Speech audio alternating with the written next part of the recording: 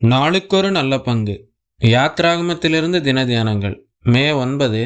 யாத்ராகமம் 9ஆம் அதிகாரம் 8 முதல் 12 வரை உள்ள வசனங்கள். நீதி செய்கிற தேவன்.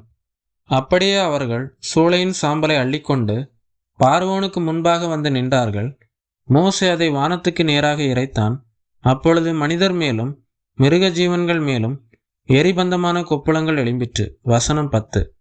ஒரு கைப்பிடி சூளையின் சாம்பல் எத்தகைய பெரிய விளைவுகளை உண்டாக்கும் என பார்வோனிடம் கேட்டால், ஐயோ, அது மிக பயங்கரமானது என்று தன் வேதனையை விவரிப்பான். எபிரேயர்களின் செங்கல் சூளையின் சாம்பல் வாசனை திரவியங்களால் மினுமினுக்கப்பட்ட தங்களுடைய தோள்களில் கொப்புளங்களை ஏற்படுத்தும் என எதிர்பார்த்திருக்க மாட்டான். ஆம், வெப்பம் தகிக்கும் சூளையில் உச்சி முதல் உள்ளங்கால் வரை வியர்வையால் நனைந்து செங்கல் அறுத்ததன் வேதனையை எபிரேயர்களின் தேவன் உணர்ந்திருந்தார். இந்த சூளையில் அள்ளப்பட்ட ஒரு கைப்பிடி சாம்பல் தேவ வல்லமையால் நீதி செய்தது. வானத்தை நோக்கி தூவப்பட்ட வெந்து தணிந்த சாம்பல் பரலோக வல்லமையின் வெளிப்பாடே என்பதை பார்வோனுக்கு அது உணர்த்தியது.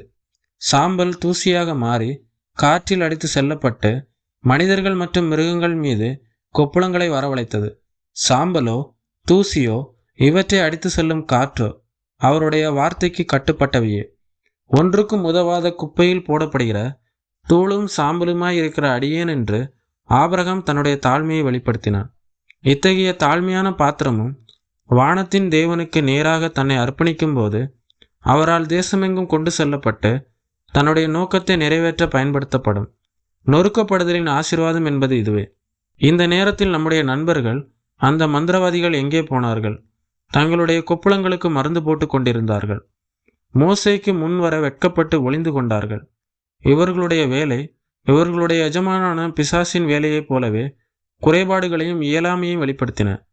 தேவன் தம் வல்லமையின் மகத்துவத்தை நிரூபிக்கவும் அவர்களை பயன்படுத்தினார். பார்வோன் தனது மக்கள் மீது இரக்கம் கொண்டிருந்தால் அவன் தேவனின் விருப்பத்திற்கு முன் பணிந்திருப்பான். மாறாக இருதயத்தை மேலும் கடினப்படுத்தியிருக்க மாட்டான். அற்புதங்களின் மகாபெரிய அற்புதமான சிலுவையின் அற்புதத்தை மனிதர் புறக்கணிப்பது எத்தகைய பெரிய துர்பாக்கிய நிலை! தங்கள் மீது வீசுகிற கிருபையின் தென்றலை இதய கடினத்தினால் புறக்கணிப்போரின் பரிதபிக்கப்பட்ட நிலையை என்னவென்று சொல்வது? பரலோகத்தின் இன்பங்களை வேண்டாம் என்று நிராகரிப்போரை கொண்டு அவர் அதை நிரப்புவதில்லை. பார்வோன் இஸ்ரவேலரின் மந்தைக்கு என்ன நேர்ந்தது என்பதை விசாரித்து அறிய ஆட்களை அனுப்பினான். தேவனுடைய வார்த்தை துல்லியமாக நிறைவேறியதை அவன் திட்டமிட்டமாக அறிந்து கொண்ட பிறகும் அவன் மனம் திரும்பவில்லை. தேவனின் வல்லமையை கண்கூடாக கண்டும் சத்தியத்தை ஏற்றுக்கொண்டு கீழ்ப்படிய மறுக்கும் மனித இருதயங்களின் பரிதாப நிலையை இது காட்டுகிறது. அநேகர் இன்றும் தேவனுடைய அற்புதங்களையும் அவர் தம்முடைய பிள்ளைகளை வழிநடத்தும் அதிசயமான விதங்களையும் பார்த்தும் தன்னுடைய சுய சிந்தனையினாலும் பெருமையினாலும் அவருக்கு தலைவணங்க மறுக்கிறார்கள். அறிவுபூர்வமாக தேவனுடைய கிரியைகளை ஆராய்ந்து அறிவது மட்டும் ஒருவனை இரட்சிப்புக்கு நேராக வழிநடத்தாது.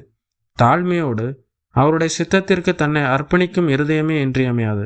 பார்வோனைப் போல சத்தியத்தை அறிந்தும் அதனை புறக்கணிக்கும் அபாயத்திலிருந்து தேவன் தாமே நம்மை காத்து கொள்வாராக. ஆமென்.